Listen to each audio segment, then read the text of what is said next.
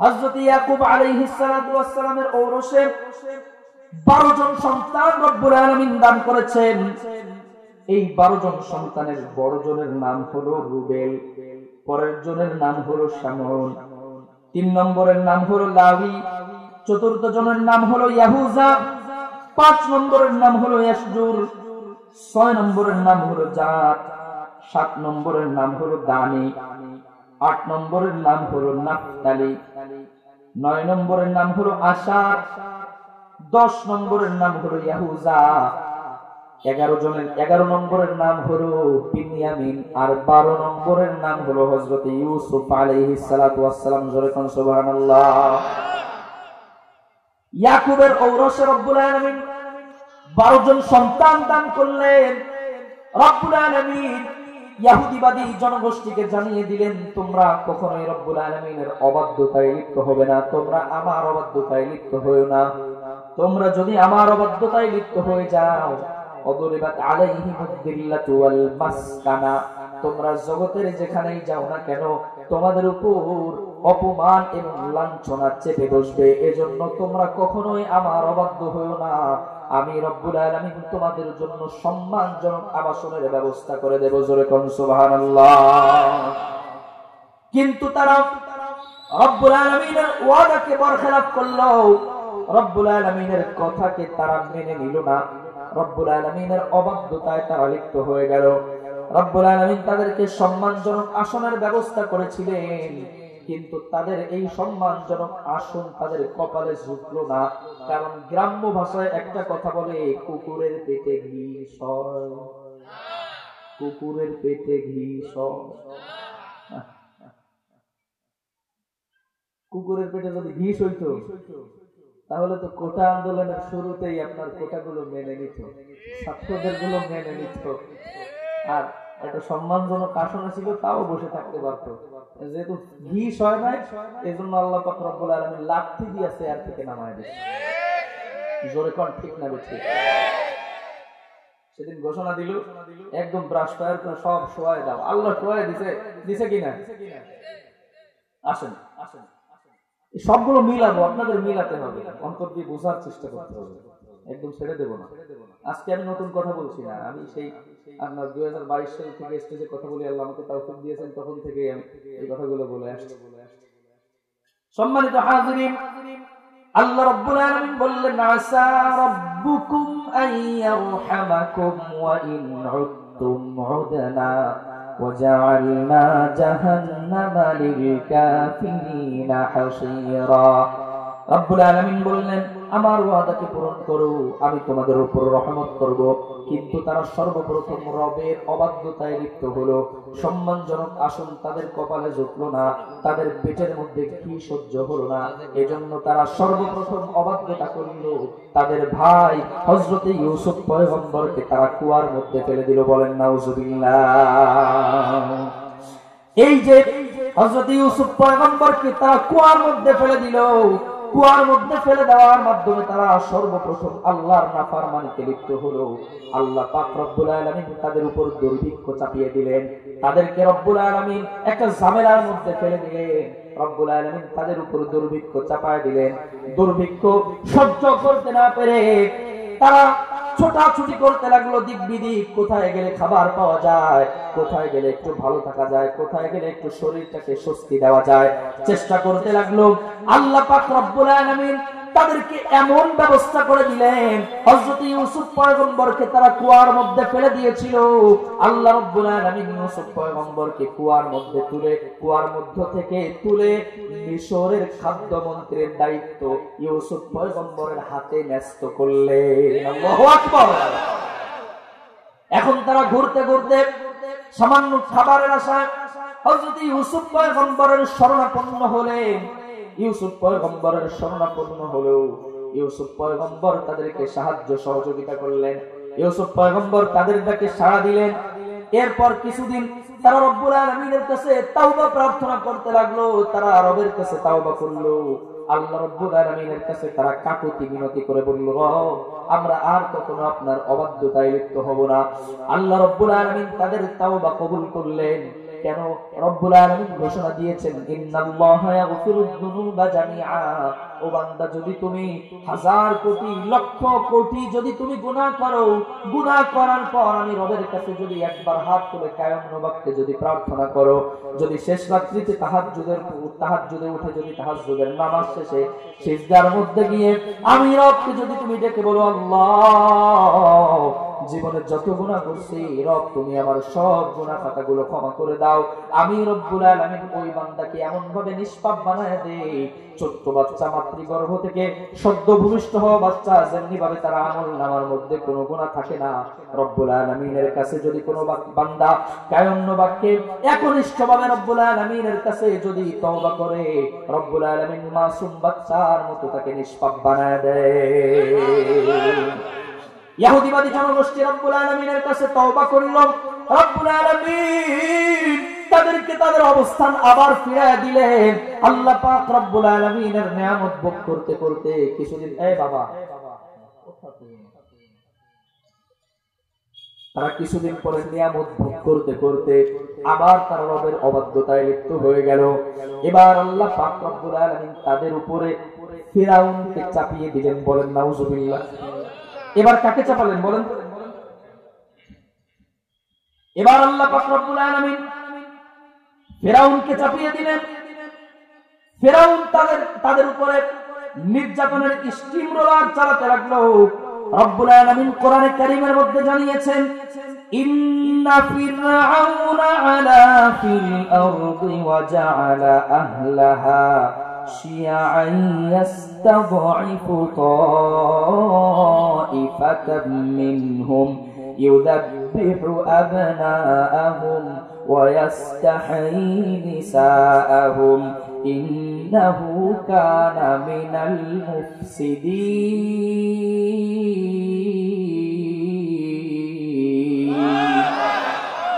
ফিরআউন তাদের উপরে এমন ভাবে অত্যাচার করতে আরম্ভ করলো, তাদের ছেলে সন্তানগুলোকে জবাই দিয়ে দিতে লাগলো আর মেয়ে সন্তানগুলোকে বাঁচিয়ে রাখতে আরম্ভ করে দিল। ফিরআউন এক কায়দায় নির্যাতন করলো। বলেন তো বর্তমান দুনিয়ায় ফিরআউনের দোসররা আমাদের আশপাশে জোরে বলেন আছে না নাই? ফিরআউন তো সরাসরি জবাই করত।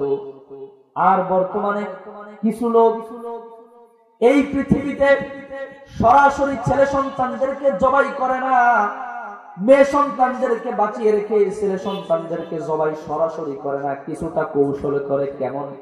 সেটা হলো চাকরির ক্ষেত্রে মেয়েদের অধিকার, ঠিক কিনা? চাকরির ক্ষেত্রে মেয়েদের অধিকার আর ছেলেদেরকে কোণঠাসা করে রাখো, সরাসরি মারে না, একটু কৌশলে মারে, ঠিক কিনা বলেন? একটা মেয়ে যখন চাকরি পায় বলে কামাই থাকলে জামাই লাগে না, কথা বলেন না? আর একজন পুরুষ যখন ইনকাম করে তখন তার চিন্তা ভাবনা থাকে আমি কিভাবে আমার পরিবারটাকে ভালো রাখবো, কি করলে আমার স্ত্রী খুশি হবে, কি করলে আমার সন্তানেরা খুশি হবে, কি করলে আমার মা খুশি হবে, কি করলে আমার বাবা খুশি হবে, কি করলে আমার পারিপার্শ্বিক আত্মীয় স্বজনের সঙ্গে আমি সামঞ্জস্যতা বজায় রেখে চলতে পারবো। এটা একজন ছেলে সন্তান, একজন পুরুষ মানুষ যখন তার হাতে টাকা আসে তখন সে এটা করার চেষ্টা করে। কিন্তু একজন মেয়ের হাতে যখন টাকা যায় কয় কামাই থাকলে জামাই লাগে না।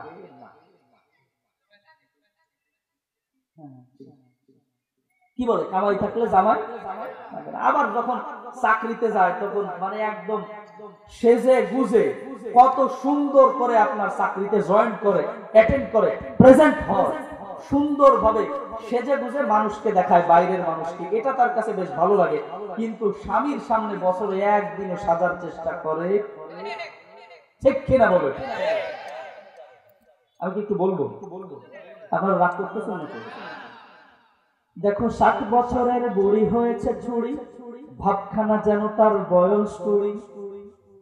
কথা বল না? 16 বছরের মেয়ে সঙ্গে নিয়ে খোলামেলা চলে বুড়ি মেকআপ নিয়ে। দেখো 60 বছরের বুড়ি হয়েছে ছুরি, ভাবখানা যেন তার বয়স 20। 16 বছরের মেয়ে সঙ্গে নিয়ে খোলামেলা চলে বুড়ি মেকআপ নিয়ে।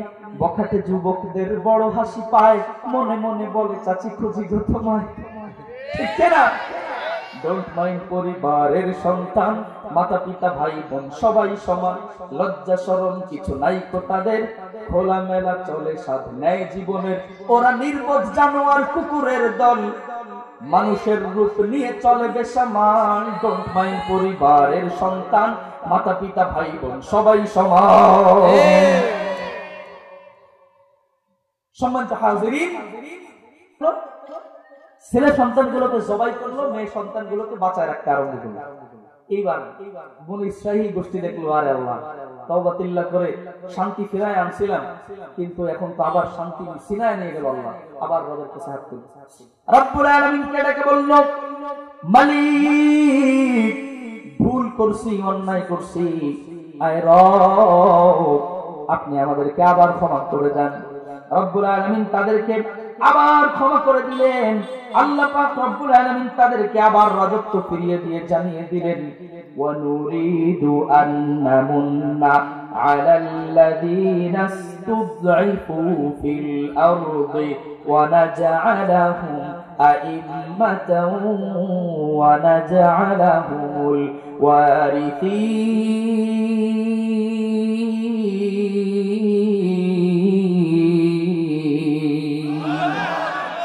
আল্লাহ পাক রব্বুল আলামিন জানায় দিলেন, এতদিন পর্যন্ত যাদের উপরে নির্যাতন, নিষ্পেষণের স্টিমরোলার চালানো হয়েছে, আমি রব্বুল আলামিন চাইলাম নির্যাতক জালিমদের উপরে ওই সমস্ত মানুষদেরকে ক্ষমতাবান বানাতে। রব্বুল আলামিন চাইলেন, এতদিন পর্যন্ত ফিরাউন সাধারণ জনগণের উপর অত্যাচার চালিয়েছে, অত্যাচারের স্টিমরোলার চালিয়েছে, আমি রব্বুল আলামিন চাইলাম জনগণকে দিয়ে তাদেরকে পরিচালনা করার জন্য। জোরে কোন আল্লাহু আকবার। কেমন ভাবে রব্বুল আলামিন এই কাজটা সম্পাদন করলেন?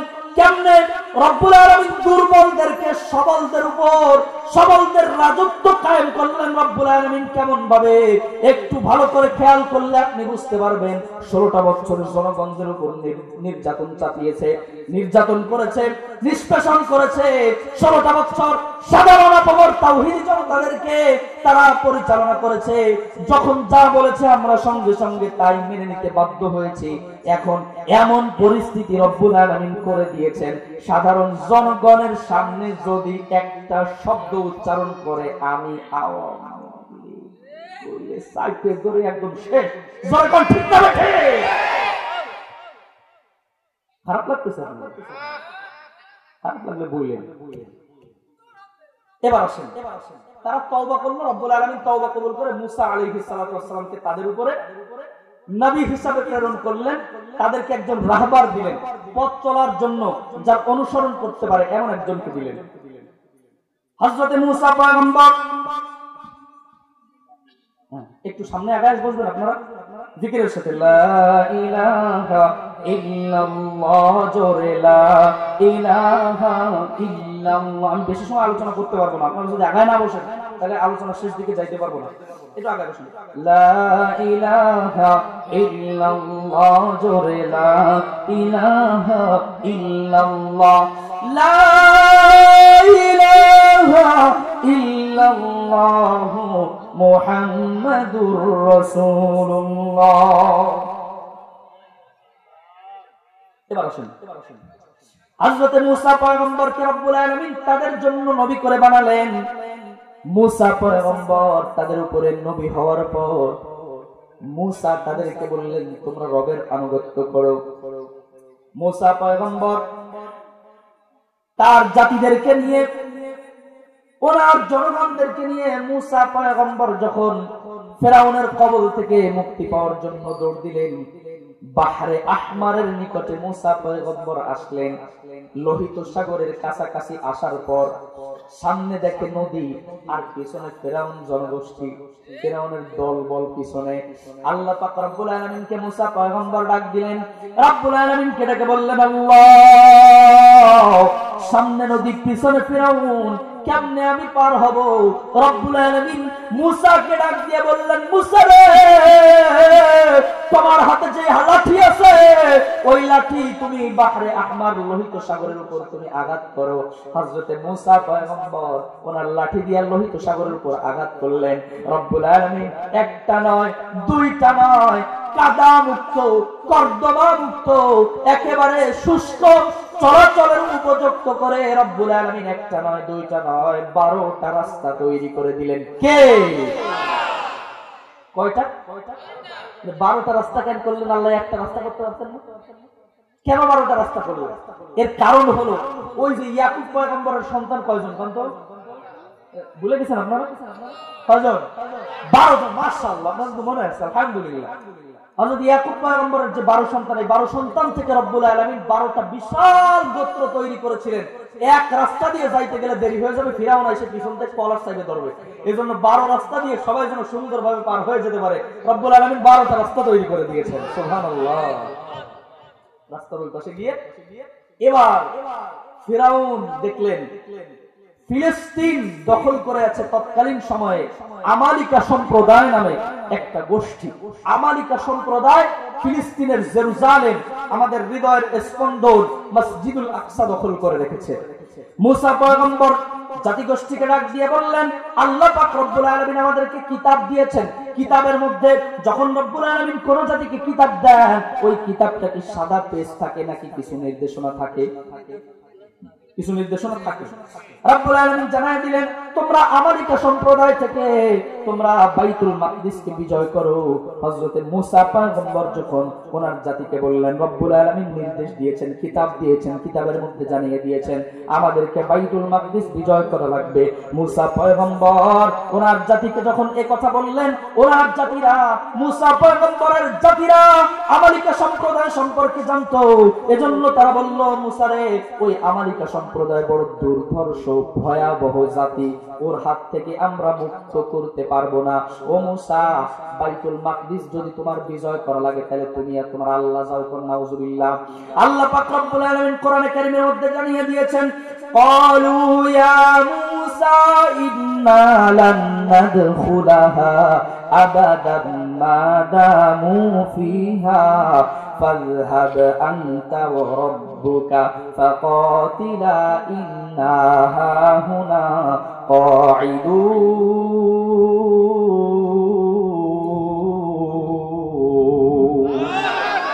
মুসা পয়গম্বরের সম্প্রদায় তার জাতিরা বলল, ও মুসা, বাইতুল মাকদিস যদি তোমার বিজয় করা লাগে তাহলে তুমি আর তোমার আল্লাহ গিয়ে বাইতুল মাকদিস বিজয় করো, আমরা এখানে বসলাম। বলেন নাউজুবিল্লাহ। কত বড় বদমাইশ চিন্তা করছেন, তুমি আর তোমার আল্লাহ গিয়ে বিজয় করো। নাউজুবিল্লাহ। এবার আল্লাহ পাক রব্বুল আলামিন তাদেরকে সিনাই নামক উপত্যকায় উদ্ভ্রাস্তের ন্যায় ছেড়ে দিলেন। সিনাই, মুফাসসিরিনে কেরামগণ এই উপত্যকার নাম আরো লিখেছেন তিহ পাহাড়। এই তিহ পাহাড়ের উপরে আল্লাহ পাক রব্বুল আলামিন তাদেরকে উদ্ভ্রাস্তের ন্যায় ছেড়ে দিলেন। উদ্ভ্রাস্ত মানে হলো এই যে আপনার কাশ্মীর থেকে রোহিঙ্গারা যেমনি ভাবে বাংলাদেশে পড়ে রয়েছে, তাদের কোনো ভূমি নাই, তাদের কোনো জমি নাই। আল্লাহ পাক রব্বুল আলামিন এই ইহুদি জনগোষ্ঠীকে তাদেরকে তিহ নামক উপত্যকায় ছেড়ে দিলেন, সিনাই নামক উপত্যকায়। আল্লাহ পাক রব্বুল আলামিন সেখানে তাদেরকে 40 বছর রাখলেন। আল্লাহ পাকের কাছে 40 বছর পর তারা আবার দোয়া করছে, অন্যায় করছি, গুনাহ করছি, আল্লাহ তাআলা রব্বুল আলামিন আপনি আমাদেরকে ক্ষমা করে দেন, আমাদেরকে বাঁচার একটা পন্থা দেন, বাঁচার একটা উপায় দেন। আল্লাহ পাক রব্বুল আলামিন তাদেরকে এবার আরেকজন নবী দিলেন, যার নাম হলো ইউশা ইবনে নুন। এই নবীর নাম কোরআনে আসে না। ইউশা ইবনে নুনকে রব্বুল আলামিন তাদের জন্য নবী হিসাবে পাঠালেন। এবার তারা হযরত ইউশা ইবনে নুনের কাছে এসে বলল, ও আমাদের নবী, এতদিন পর্যন্ত আমরা অন্যায় করেছি, এজন্য অপরাধের শাস্তিও ভোগ করেছি। আল্লাহ পাক রব্বুল আলামিন তাদের কথাগুলো কোরআনের মধ্যে উল্লেখ করেছেন। রব্বুল আলামিন বলেন, ইল ক্বালু লিনাবিয়্যিন লাহুম বা'আথ লানা মালিকান নুকাতিল ফি সাবিলিল্লাহ। আল্লাহ পাক রব্বুল আলামিন জানিয়েছেন, বনি ইসরাঈলরা হযরত ইউশা ইবনে নূনের কাছে বলল, ও আমাদের নবী, আপনি আমাদের জন্য একজন আমির নিযুক্ত করে দেন, যে আমিরের আনুগত্য করে, যে আমিরের কর্তৃত্ব মেনে, যার আমিরত্ব মেনে আমরা বাইতুল মাকদিসকে বিজয় করতে পারি। মুসার ডাক না শুনে আমরা ভুল করছি, যার কারণে এতদিন পর্যন্ত আমরা অপরাধের শাস্তি ভোগ করেছিলাম। মুসা পয়গম্বরের কথাগুলো শুনলে আজকে আমাদেরকে এই অপমানজনক জীবন পার করা লাগতো না, অপমানজনক জীবন যাপন করা লাগতো না। আপনি আমাদেরকে একজন আমির দেন, যে আমিরের আনুগত্য করে আমরা বাইতুল মাকদিস বিজয় করব। হযরত ইউসা ইবনে নুন তাদেরকে বললেন, হাল আসাইতুম ইন কুতিবা আলাইকুমুল কিতালু আল্লা তুকাতিলু। ইউসা ইবনে নুন তাদেরকে বললেন, তোমাদের তো পালানো অভ্যাস আছে, যদি তোমাদেরকে একজন আমির দেই, সেই আমিরের আনুগত্য তোমরা করবে না, সেই আমিরের আনুগত্য না করে তাকে আরো তোমরা হত্যা করার জন্য চেষ্টা করবে। যেমনটা নাকি আমরা 16টা বছর যাবত আমরা নির্যাতনের স্টিমরোলার সহ্য করলাম। যখনই আমাদেরকে আল্লাহ পাক রব্বুল আলামিন দুইজন আমির দিলেন, আল্লাহ পাক রব্বুল আলামিন আমাদের আমিরত্ব করার জন্য কিছু মানুষদেরকে যখন দিলেন, যেমন উদাহরণ হিসেবে এবং হাসনাতকে রব্বুল আলামিন বাংলাদেশের জন্য রহমত হিসেবে দিয়েছেন, আমরা তাদেরকে হত্যা করার জন্য উঠে পড়ে লাগছি, ঠিক কি না বলে? যারা তাদের বিরুদ্ধে ষড়যন্ত্রের নীল নকশা বুনতেছে, তাদের বিরুদ্ধে জিহাদ করার দরকার বলা আছে না, তাদের বিরুদ্ধে কথাবার্তা করা আছে না। হযরত ইউসা ইবনে নুন বললেন, তোমাদের তো পালানোর অভ্যাস আছে, তোমরা তো পালিয়ে যাবা। ওরা কয়, না না, ওমা লানা আল্লা নুকাতিলা ফি সাবিলিল্লাহি ওয়া কাদ উখরিজনা মিন দিয়ারিনা ওয়া আবনাইনা। আমরা কেন পালিয়ে যাব? কারণ আমাদেরকে বাড়ি ছাড়া করা হয়েছে, আমাদেরকে সন্তান হারা করা হয়েছে, আমাদের উপর অন্যায় অত্যাচার এমন ভাবে করা হয়েছে যেটা মাত্রাতিরিক্ত। আমরা অবশ্যই একজন আমাদেরকে আমির দেন, যে আমিরের আনুগত্য করে আমরা বাইতুল মাকদিসকে বিজয় করব। আল্লাহ পাক রব্বুল আলামিন জানাইলেন, ওয়া ক্বালা লাহুম নাবিয়ুহুম ইন্নাল্লাহা ক্বাদ বা'আসা লাকুম طالوت ملكا قالوا أنى يكون له الملك علينا ونحن أحق بالملك منه ولم يؤت سعة من المال। হযরত ইউসা ইবনে নুন তাদেরকে বললেন, তোমাদের জন্য একজন আমি আমির নিযুক্ত করলাম, যার নাম হলো তালুত। কি নাম? তালুত। কি নাম? কথা কম না কেন? তালুতকে নিযুক্ত করলাম।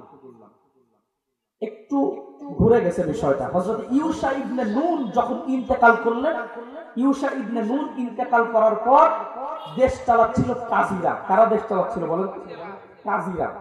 এই কাজীরা যখন দেশ চালাচ্ছিল, এই কাজীদের দেশ চালানো কিছু মানুষের পছন্দ হলো না। এটা খেয়াল করেন, উঠবেন না, আমি শেষ করে দেব অল্প সময়ের মধ্যে। আর 10 মিনিট আপনাদেরকে কষ্ট দিব। থাকবেন না ভাগবেন? থাকবেন না ভাগবেন? ভাগবেন কারা কারা? থাকবেন? ভেজাল করলে তো হবে না, মনোযোগ সহকারে শুরু করতে। ইউসা ইবনে নুন ইন্তেকাল করার পরে ওই কাজীদের মধ্যে একজন লোক ছিলেন, যার নাম হচ্ছে শামউইল। কি নাম বলেন? শামউইল। এই শামউইলকে আল্লাহ পাক রব্বুল আলামিন পরবর্তীতে নবী বানিয়েছিলেন। সুবহানাল্লাহ বলেন না? এবং শামউইল কাজী থাকা অবস্থায় যখন দেশ পরিচালনা করছিলেন, দেশ পরিচালনা করা অবস্থায় মানুষের তাদের দেশ চালানো পছন্দ হচ্ছিল না। মানে অন্তর্বর্তীকালীন সরকার যে মানে নবী মারা যাওয়ার পরে, সরকার চলে যাওয়ার পরে যে দেশ চালাচ্ছে, এটা মানুষদের পছন্দ হচ্ছে না। অন্তর্বর্তীকালীন সরকার দেশ চালাবে কেন? এজন্য ওই শামউইল আলাইহিস সালাতু ওয়াস সালামের আমলে অন্যান্য সম্প্রদায়েরা তারা দেশ আক্রমণ করতে আরম্ভ করলো। বারবার খালি আক্রমণ করে, বারবার খালি সভা করে, বারবার খালি সেমিনার করে, বারবার খালি সিম্পোজিয়াম করে, বারবার খালি বলতে থাকে, আমরা অন্তর্বর্তীকালীন সরকারের কর্তৃত্ব আমরা মেনে নেব না, তাড়াতাড়ি নির্বাচন দেন, একজন শাসক নিযুক্ত করেন। কথা বুঝতেছেন? কথা কি বুঝতেছেন আপনারা? ইতোমধ্যে আল্লাহ পাক রব্বুল আলামিন তাদের দোয়া কবুল করে শামউইলকে নবী হিসেবে তাকে নবুয়ত দিলেন। এই শামউইলের কাছে তারা বলল, আমাদেরকে একজন আমির দেন, যার আনুগত্য করে আমরা জিহাদে অংশগ্রহণ করব। হযরত শামউইল তাদেরকে একজন নেতা নিযুক্ত করে দিলেন, যার নাম ছিল তালুত। এই তালুত যখন নেতা নির্বাচিত হলো, তারা বলল, আন্না ইয়াকুনু লাহুল মুলক আলাইনা ওয়া নাহনু আহাক্কু বিল মুলকি মিনহু ওয়া লাম ইউতা সাআতান মিনাল মাল। আমরা কেন তালুতকে আমরা নেতা হিসেবে গ্রহণ করব? কারণ তালুতের চাইতে আমাদের সহায় সম্পদ অনেক বেশি। বলেন নাউজুবিল্লাহ। প্রভাব প্রতিপত্তিতে আমরা সামুয়েলের চাইতে অনেক বেশি। সুতরাং আমরা সামুয়েলকে নেতা হিসাবে গ্রহণ করব না। এই চরিত্র আমাদের মধ্যে আছে না নাই? বাজান আপনারা উঠাউঠি করেন কেন? এই চরিত্র আমাদের মধ্যে, জোরে বলেন, আছে না নাই? কেমনে?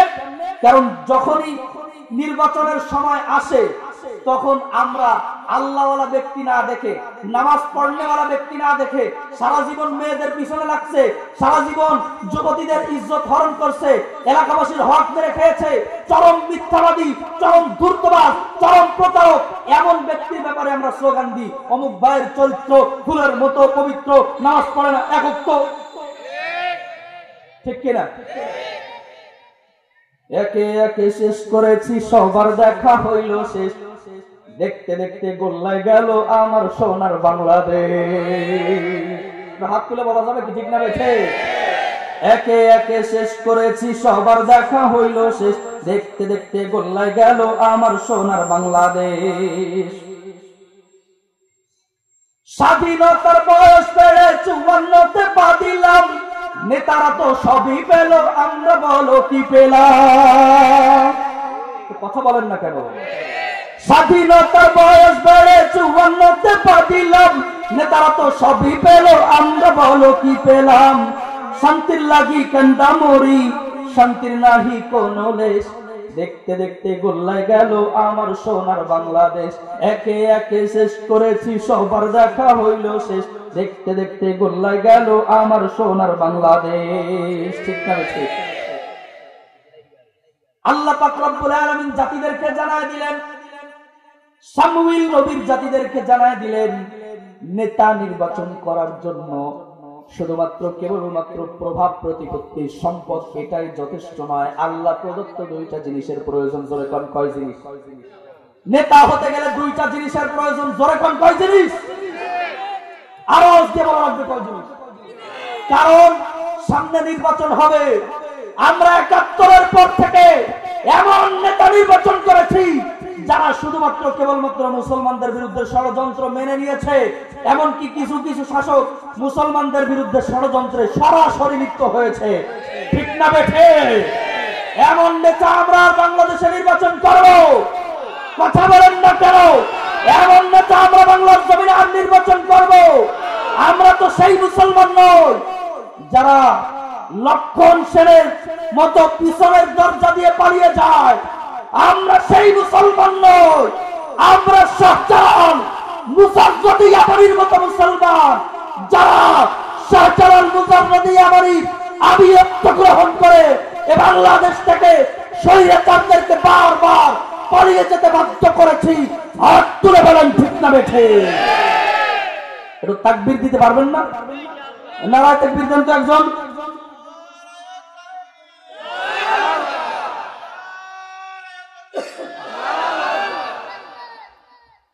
সম্মানিত হাজিরিন, আল্লাহ পাক রব্বুল আলামিন বললেন দুইটা জিনিস প্রয়োজন নেতা নির্বাচিত হওয়ার জন্য। এক নম্বরে মাথায় বুদ্ধি থাকা লাগবে। কি থাকতে হবে? কোন সময় কব আমি 80 রাকাত নফল নামাজ পড়ি, আর কোন সময় আমি হিন্দুস্তানে গিয়ে হাতে শাখা লাগাবো আর মাথায় সিন্দুর লাগাবো, এই বুদ্ধি থাকা লাগবে। ঠিক কিনা? জোরে কোন সুবহানাল্লাহ। সুবহানাল্লাহ কইলেন। আমাদের জন্য তো এই শাসক ঠিক আছে। ঠিক কিনা? ঠিক কিনা? এবার কি কইতে ভয় পাচ্ছি? সম্মানিত হাজিরিন, এবার খেয়াল করেন, রব্বুল আলামিন বললেন এক নম্বরে মাথায় কি থাকা লাগবে? নেতা নির্বাচিত হওয়ার জন্য দুই জিনিস প্রয়োজন। কয় জিনিস? দুই জিনিস। কি কি? এক নম্বরে মাথায় বুদ্ধি থাকতে হবে। কি বুদ্ধি? ওই যে তালেবানরা দেখেন আফগানিস্তান শাসন করছে কিভাবে, আমেরিকার সেই সৈন্যবাহিনী যারা 20টা বছর ধরে আফগানিস্তানের নির্যাতনের স্টিম রোলার চালিয়েছে, মর্দে মুজাহিদের মতো নারায়ে তাকবীর আল্লাহু আকবার ধ্বনি দিয়ে তাদের বিরুদ্ধে ঝাঁপিয়ে পড়েছে। নিজেদের শরীরের শেষ রক্তবিন্দু পর্যন্ত রাজপথের লড়াকু সৈনিক হিসাবে বিলিয়ে দিয়েছে। বিনিময়ে আল্লাহ পাক রব্বুল আলামিন তাদেরকে স্বাধীনতা দিয়েছেন। ঠিক না বেঠিক? বাংলাদেশকে স্বাধীন করার জন্য যদি আবারও আপনাদেরকে ডাক দেওয়া হয়, কারা কারা এই জমিনে ইসলামকে প্রতিষ্ঠা করার জন্য, বিদেশি প্রভুদের হাত থেকে মুক্তি পাওয়ার জন্য নারায়ে তাকবীরের স্লোগান দিয়ে রাজপথে নিজেদের জীবনকে বিলিয়ে দিতে হবে। আপনারা অগ্রসেনার ভূমিকা পালন করবেন কারা কারা? আমি দুই হাত দেখতে চাও। লড়াইয়ের ওই ময়দানেতে যেতে তোমাকে হবে, প্রয়োজনে সব রক্তটুকু জমিনেই ঢেলে দেবে। ঠিক না বেঠে? লড়াইয়ের ওই ময়দানেতে যেতে তোমাকে হবে, প্রয়োজনে সব রক্তটুকু জমিনেই ঢেলে দেবে। তবুও তোমায় লড়তেই হবে, মানিবে না পরাজয়। তবুও তোমায় লড়তেই হবে, মানিবে না পরাজয়। বিপ্লব মানে জীবন দেয়া বসে থাকা নয়, সে কোনদিন আসবে না রে করো যদি ভয়। বিপ্লব মানে জীবন দেয়া বসে থাকা নয়, সে কোনদিন আসবে না রে করো যদি ভয়। আসবে বিজয় রক্ত আর জীবনের বিনিময়, আসবে বিজয় রক্ত আর জীবনের বিনিময়। বিপ্লব মানে জীবন দেয়া বসে থাকা নয়, সে কোনদিন আসবে না রে করো যদি ভয়। কথা থেকে কোন ভিনদেশি শকুন আমার দেশে এসে সেবার নামে বসলো জুড়ে মির্জাফরের বেশে। কথা থেকে কোন ভিনদেশি শকুন আমার দেশে এসে সেবার নামে বসলো জুড়ে মির্জাফরের বেশে। ওদের করতে নাস্তানাবুদ হতে হবে নির্ভয়, ওদের করতে নাস্তানাবুদ হতে হবে নির্ভয়। বিপ্লব মানে জীবন দেয়া বসে থাকা নয়, সে কোনদিন আসবে না রে করো যদি ভয়। আসবে বিজয় রক্ত আর জীবনের বিনিময়, আসবে বিজয় রক্ত আর জীবনের বিনিময়। বিপ্লব মানে জীবন দেয়া বসে থাকা নয়, সে কোনদিন আসবে না রে করো যদি ভয়। সম্মানিত উপস্থিতি, নেতৃত্ব দেওয়ার জন্য, নেতা নির্বাচিত হওয়ার জন্য দুই জিনিসের প্রয়োজন। এক নম্বরে আল্লাহ প্রদত্ত বুদ্ধিমত্তা, যার মাথায় রাষ্ট্র পরিচালনার মতো বুদ্ধি যার মাথায় আছে, কিভাবে ভিনদেশি শকুনদেরকে পরাজিত করতে হয় এই বুদ্ধি যার মাথায় আছে, সে হলো এক নম্বরে আপনার দেশ পরিচালনার যোগ্য। দুই নম্বরে ওয়াল জিসিম, আপনার শারীরিক শক্তি যার আছে, তাকে তোমরা নেতা হিসেবে নির্বাচন করো। আমরা দেখেছি এই যে বর্তমানে দুইজন আপনার 24-এর গণ অভ্যুত্থানের লড়াকু সৈনিক, যাদের হাত ধরে সদ্যপতিত ফ্যাসিস্ট সরকার বাংলাদেশ থেকে পালাতে বাধ্য হয়েছে, তাদের বুদ্ধিমত্তা দেখে আমরা অবাক হয়েছি। তারা ইসলামের পক্ষে কথা বলে। এই সার্জিস এবং হাসনাত আব্দুল্লাহ, এই দুই ভাই আমাদের নেতৃত্ব দিক, আমরা চাইতো, হ্যাঁ চাইতো। আমরা এটাও চাই তাদের বিরুদ্ধে যারা ষড়যন্ত্রের নীল নকশা আঁকবে, তাদের কালো হাতকে আমরা ভেঙে গুড়িয়ে দিব। ঠিক না বেঠে?